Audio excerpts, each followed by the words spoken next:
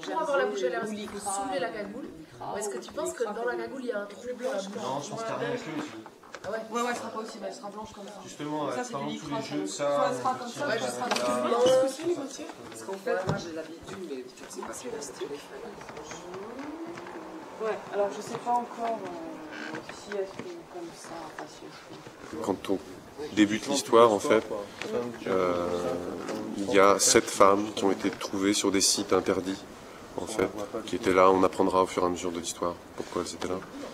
Elles sont arrêtées, elles sont emprisonnées, elles sont mises dans ce sous-sol.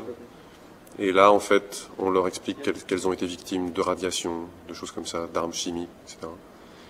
Et donc elles prennent beaucoup de médicaments, elles sont sous haute médication. Et dans cette médication, on glisse une substance, en fait, une substance qui change la biochimie du cerveau.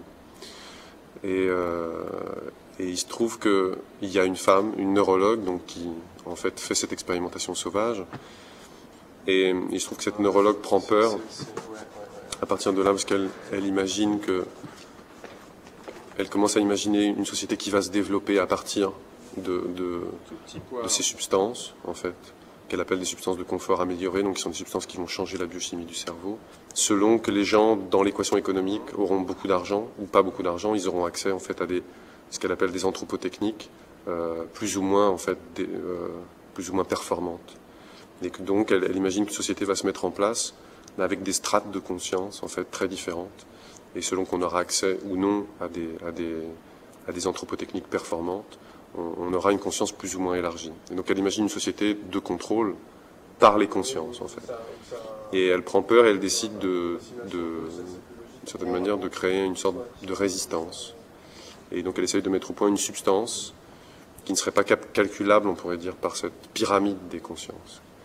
Parce que ça peut être partout. Ça peut être partout. Il n'y a que cet endroit-là qui est... Enfin, tu vois ce que je veux dire? À chaque fois, du coup, que je reviens là après, pourquoi je reviens là, quoi? Enfin, pourquoi tu reviens là où ça? Ah oui. C'était très difficile de se dire, je vais mettre ça en scène. En fait. Donc, on a commencé par demander aux actrices de faire des dessins de parcours, d'envisager donc, je sais pas, le parcours du personnage qu'elle jouait, par exemple, sous forme de rêve. Et donc elle dessine, on leur a demandé de dessiner ça, donc ça a donné des dessins d'abord. Et finalement tout le travail est parti de ces dessins. Donc on a commencé par dessiner, et ensuite elles nous ont expliqué en fait ce que c'était que ces dessins. Et à partir de ces dessins, elles ont mis en espace ces dessins.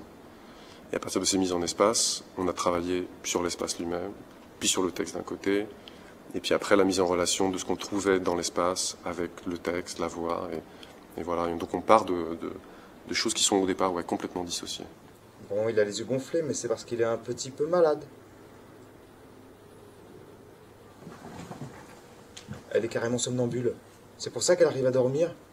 Ils sont où, ses yeux? C'est ça? C'est très...